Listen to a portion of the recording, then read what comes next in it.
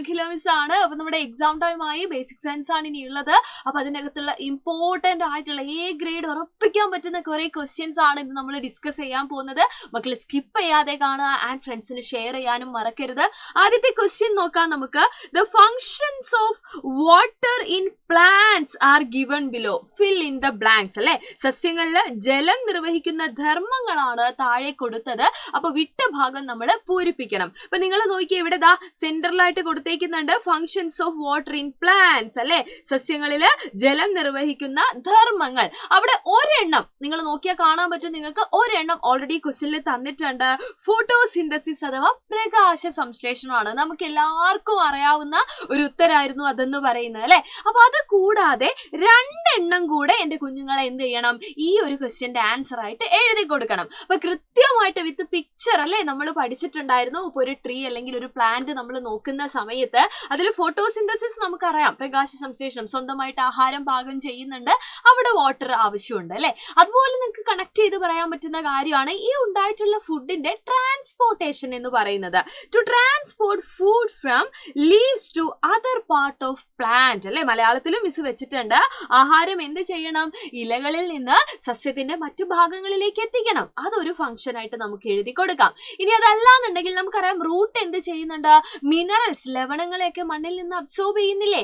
ഈ അബ്സോർബ് ചെയ്യുന്ന ലവണങ്ങളുടെ ട്രാൻസ്പോർട്ടേഷൻ, ആഗിരണം ചെയ്യുന്ന ലവണങ്ങളുടെ ട്രാൻസ്പോർട്ടേഷൻ, അതായത് അതിനെ എന്ത് ചെയ്യണം, ഇലകളിൽ എത്തിക്കണം. അല്ലെ, അപ്പൊ to transport the absorbed minerals to the leaves, അത് മറ്റൊരു ഫംഗ്ഷൻ ആയിട്ട് നമുക്ക് എഴുതാം. ഇനി സിമ്പിൾ ആയിട്ടുള്ള മറ്റൊരു കാര്യമുണ്ട്. To maintain the structure of the plant body, സസ്യ ശരീരത്തിന്റെ ആ ഒരു സ്ട്രക്ചർ, ആ ഒരു ഘടന നിലനിർത്താൻ വേണ്ടിയിട്ടും എന്ത് സഹായിക്കുന്നുണ്ട്, നമ്മുടെ വാട്ടർ ഹെൽപ്പ് ചെയ്യുന്നുണ്ട്. അപ്പൊ 4 എണ്ണമാണ് നമ്മൾ പഠിച്ചത്. ഇവിടെ ഒരെണ്ണം ഓൾറെഡി കൊടുത്തിട്ടുണ്ട്. അത് കൂടാതെ 2 എണ്ണം കൂടെ എഴുതിയാൽ മതി, നമുക്കിതിന് ഫുൾ മാർക്ക് കിട്ടും. അടിപൊളിയല്ലേ? അപ്പൊ കൃത്യമായിട്ട് ഈ പോയിന്റുകൾ മക്കൾ ഓർത്തിരിക്കണം, ഇമ്പോർട്ടന്റ് ആണ് കേട്ടോ.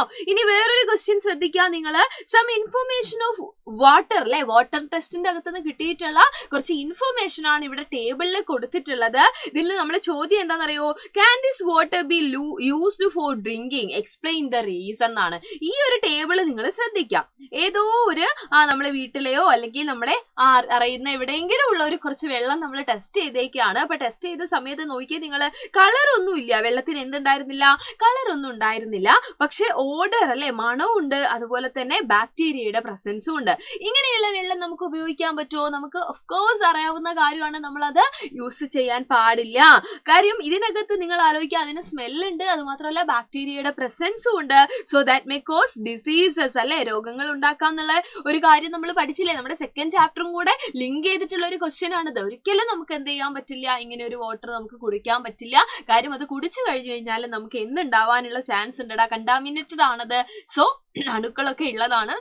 നമ്മൾ കുടിച്ചു കഴിഞ്ഞു കഴിഞ്ഞാൽ നമുക്കും അസുഖം വരാനുള്ള സാധ്യതയുണ്ട്. അതവിടെ എഴുതിയാൽ മതി. ഓക്കെ, അടുത്ത ക്വസ്റ്റ്യൻ ശ്രദ്ധിക്കാം.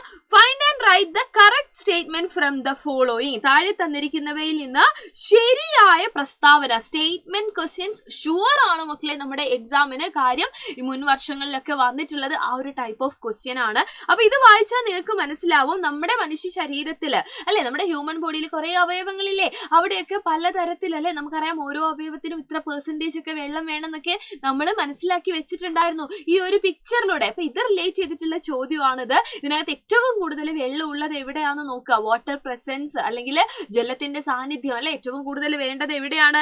നോക്കിയാൽ നിങ്ങളെ ബ്ലഡില് 94% ഉണ്ട്. അല്ലെ, അപ്പൊ ഈ തന്നിരിക്കുന്ന സ്റ്റേറ്റ്മെന്റിൽ കൃത്യമായിട്ട് വായിച്ചാൽ നിങ്ങൾക്ക് മനസ്സിലാവും. The blood contain the most water in the body. മനുഷ്യ ശരീരത്തിൽ ഏറ്റവും കൂടുതൽ ജലം അടങ്ങിയിരിക്കുന്നത് രക്തത്തിലാണ്. ഈ പോയിന്റ് ആണ് കറക്റ്റ് ആൻസർ. അല്ലാതെ ഹാർട്ട് എന്ന് പറയുന്നത് നമുക്ക് കറക്റ്റ് ആയിട്ട് പറയാൻ വേണ്ടി പറ്റില്ല. അതുപോലെ തന്നെ നമ്മളുടെ അസ്ഥി, ബോൺസിൻ്റെത് നമുക്ക് കറക്റ്റ് ആണെന്ന് പറയാൻ പറ്റില്ല. തലച്ചോറ്, ബ്രെയിനും നമുക്ക് കറക്റ്റ് ആണെന്ന് പറയാൻ പറ്റില്ല. കാര്യം ഇവിടെയൊക്കെ വാട്ടർ ആവശ്യമുണ്ട്, വാട്ടറിന്റെ പ്രസൻസ് ആവശ്യമുണ്ട്. പക്ഷെ ഏറ്റവും കൂടുതൽ ഉള്ളത് എവിടെയാണെടാ? നമ്മുടെ ബ്ലഡിലാണ്. ബാക്കിയുള്ളത് നോക്കിയേ, ബ്രെയിൻ 73 ആണ്. അല്ലെ, ഇതുപോലെ കിഡ്നിയും മസിലും ഹാർട്ടും ലങ്സും ബോൺസും ഒക്കെ കൊടുത്തിട്ടുണ്ട്. സോ കമ്പാരിറ്റീവ്ലി ഏറ്റവും കൂടുതൽ ബ്ലഡിലായതുകൊണ്ട് അതാണ് നമ്മൾ കറക്റ്റ് ആയിട്ട് മാർക്ക് ചെയ്യേണ്ടത്. ഓക്കെ, അപ്പൊ ഈ ഏരിയാസ് ഒക്കെ ഇമ്പോർട്ടന്റ് ആണെന്ന് ഓർക്കുക, മറന്നു പോകാൻ പാടില്ല. മാക്സിമം മക്കൾക്ക് ഷെയർ ചെയ്ത് കൊടുക്കുക. ആൻഡ് കൂട്ടത്തിൽ ഇതാ ഓണം വെക്കേഷൻ ഒക്കെയാണ്, കളറാക്കാൻ വേണ്ടി നമ്മുടെ ഓണം ഓഫറും റെഡി ആയിട്ടുണ്ട്. ഇപ്പൊ ജോയിൻ ചെയ്യുന്നവർക്ക് നിങ്ങൾക്കറിയാം 10% ഡിസ്കൗണ്ട് ആണ് നമ്മുടെ പൃഥ്വി അല്ലെ 2.0 ബാച്ച് ലോഞ്ച് ചെയ്തിരിക്കുകയാണ്. നിങ്ങൾക്ക് എല്ലാവർക്കും അഡ്മിഷൻ എടുക്കാൻ പറ്റും. ആൻഡ് ഓഗസ്റ്റ് 31 മുമ്പ് നിങ്ങൾ അഡ്മിഷൻ എടുത്താൽ ദ ഗിവ് അവേയിൽ നിങ്ങൾക്ക് പാർട്ടിസിപ്പേറ്റ് ചെയ്യാനുള്ള ഒരു അവസരം കൂടെ ഉണ്ട്. അപ്പൊ ഈ കാര്യങ്ങളൊക്കെ എന്റെ കുഞ്ഞുങ്ങൾ ഒന്ന് ശ്രദ്ധിക്കുക. സോ എല്ലാവരും എല്ലാ മക്കളും ഇതാ എക്സാം നല്ല അടിപൊളിയായിട്ട് എഴുതാൻ വേണ്ടിയിട്ട് നോക്കുക. All the very best and by.